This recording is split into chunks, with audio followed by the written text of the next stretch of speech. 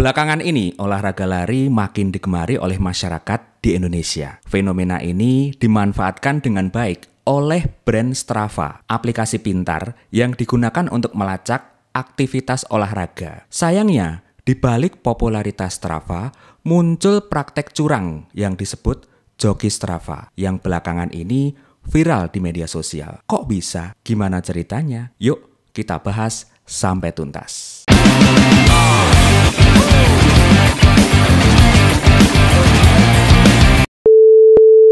Hi, I'm Mike Martin, CEO at Strava. Strava adalah aplikasi pintar yang ditujukan untuk pelacakan kebugaran dan olahraga. Aplikasi ini membantu pengguna untuk melacak aktivitas fisik mereka seperti bersepeda, berlari, berenang, dan hiking. Dengan Strava, pengguna dapat merekam dan melihat data olahraga mereka secara lengkap dan akurat, meliputi jarak, waktu, kecepatan, dan ketinggian. Strava menggunakan teknologi GPS untuk melacak rute dan menyediakan data statistik tentang aktivitas olahraga. Dengan aplikasi ini, pengguna dapat melihat data statistik mereka sendiri, membandingkannya dengan data mereka di masa lalu atau dengan data dari pengguna Strava lainnya. Secara keseluruhan, Strava adalah aplikasi yang komplit untuk pelacakan kebugaran dan olahraga. Aplikasi ini memiliki fitur-fitur yang dapat membantu pengguna untuk tetap termotivasi dalam berolahraga. Ada 3 fitur utama yang dimiliki oleh Strava: tantangan, analisis performa, dan komunitas. Tantangan adalah fitur yang memungkinkan pengguna untuk berpartisipasi dalam sejumlah tantangan yang melibatkan individu atau komunitas. Analisis performa merupakan fitur yang ditujukan untuk membantu pengguna melacak kemajuan mereka dan mengidentifikasi area mana yang perlu ditingkatkan. Sedangkan di fitur komunitas, pengguna dapat berinteraksi dengan sesama pengguna Strava, membagikan hasil olahraga, melihat aktivitas teman, memberi dan menerima kudos atau sejenis like, serta berkomentar pada aktivitas yang dibagikan oleh pengguna lainnya. Seiring dengan popularitas Strava, belakangan muncul tren baru yang disebut joki Strava. Belakangan ini ada muncul yang namanya jasa joki lari. Nah, ini tren joki Strava juga ya, marak di media sosial. Joki Strava adalah istilah yang belakangan ini ramai dibicarakan di media sosial, khususnya di kalangan pecinta olahraga. Istilah ini merujuk pada orang yang menawarkan jasa untuk mendapatkan capaian tertentu dalam aplikasi Strava tanpa harus berolahraga secara langsung. Para joki Strava biasanya adalah seorang pelari atau pesepeda yang handal. Mereka menawarkan jasanya untuk menyelesaikan rute tertentu dengan waktu yang telah ditentukan.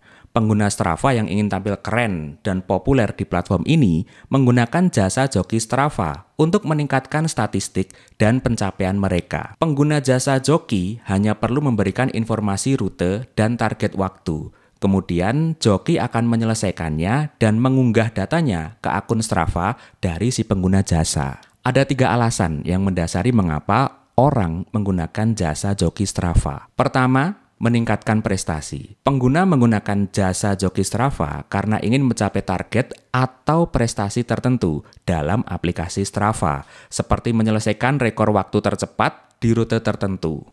Alasan kedua, meningkatkan citra diri. Di era media sosial seperti sekarang, banyak orang ingin menampilkan gaya hidup sehat dan aktif melalui akun Strava. Dengan menggunakan jasa joki Strava, pengguna dapat membuat profil Strava terlihat lebih menarik dan impresif. Alasan terakhir, menghindari aktivitas olahraga. Bagi orang yang sebenarnya tidak suka berolahraga, joki Strava menawarkan jalan pintas.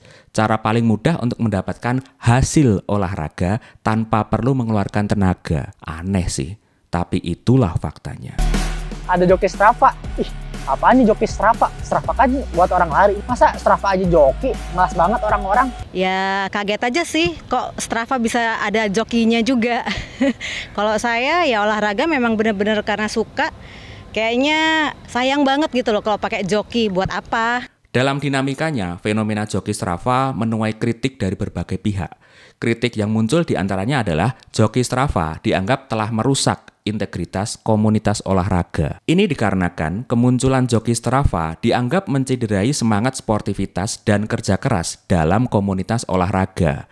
Keberadaan joki Strava membuat orang yang berolahraga dengan sungguh-sungguh merasa dirugikan. Kemunculan joki Strava juga dipandang negatif karena mendorong budaya pencitraan di mana orang lebih mementingkan tampilan daripada substansi ketika tampil di media sosial. Hal ini dapat berakibat pada kecemasan dan depresi, terutama bagi mereka yang merasa tidak mampu mencapai standar yang ditampilkan di media sosial. Untungnya, Strava tidak tinggal diam. Menyikapi dampak negatif dari joki Strava, pihak Strava telah melakukan upaya pencegahan, di antaranya yaitu dengan memperketat algoritma verifikasi dan memberikan edukasi kepada pengguna. Strava memperketat algoritma verifikasi untuk mendeteksi aktivitas yang mencurigakan, seperti data GPS yang tidak wajar atau akun yang baru dibuat dengan performa di atas rata-rata. Selain itu, Strava juga gencar memberikan edukasi kepada pengguna tentang pentingnya sportivitas dan bahaya penggunaan joki Strava.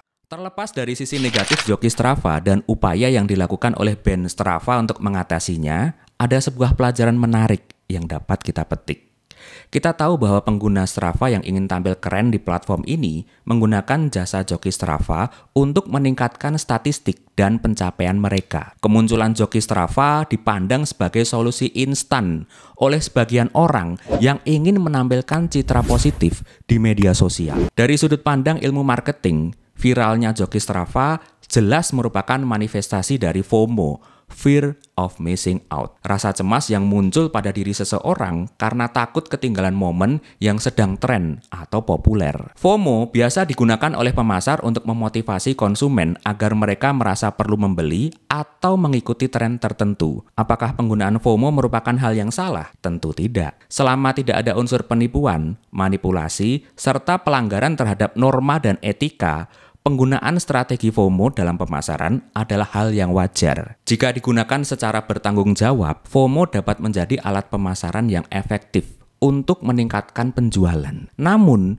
kita harus berhati-hati, karena FOMO juga bisa dianggap manipulatif dan tidak etis ketika konsumen merasa tertekan untuk mengambil keputusan tanpa mempertimbangkan kebutuhan dan anggaran. Dalam kasus joki Strava, segmen pasar yang dituju adalah konsumen yang terobsesi dengan citra diri dan validitas di media sosial, khususnya dalam konteks kebugaran dan olahraga. Konsumen di segmen ini termotivasi oleh FOMO dan bersedia menggunakan cara-cara yang tidak etis untuk mencapai tujuan mereka. Pengguna Strava yang terpengaruh FOMO merasa perlu untuk membuktikan diri mereka agar tidak tertinggal oleh pengguna lainnya. Ketakutan akan rasa ketinggalan ini memotivasi mereka untuk melakukan segala cara agar tetap relevan dan diakui dalam komunitas. Kemunculan joki Strava jelas merugikan brand Strava. Karena apa?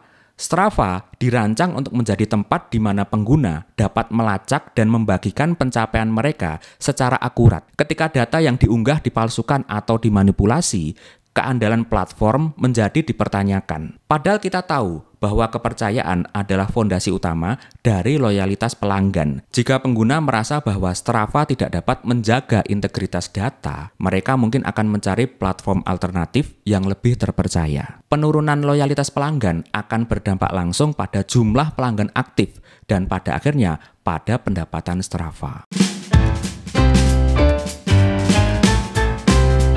Pendekatan FOMO dalam praktek joki Strava menunjukkan bagaimana rasa takut ketinggalan dapat dimanfaatkan dalam pemasaran. Fenomena ini juga menggambarkan bagaimana media sosial dapat mempengaruhi perilaku individu. Praktek joki Strava tidak hanya merugikan integritas olahraga dari pengguna, tetapi juga dapat berdampak negatif pada brand Strava. Penting bagi pengguna Strava untuk memahami bahwa pencapaian yang didapatkan melalui usaha sendiri memiliki nilai yang jauh lebih berharga daripada pencapaian yang diperoleh melalui jalan pintas seperti joki Strava. Belajar dari fenomena ini, bisnis kita harus berfokus pada membangun komunitas yang mendukung dan mempromosikan kejujuran dan integritas. Menciptakan lingkungan di mana individu merasa dihargai tanpa perlu memalsukan atau memanipulasi pencapaian diri. Semoga video ini bermanfaat. Saya Faris, sekian dan aura kasih.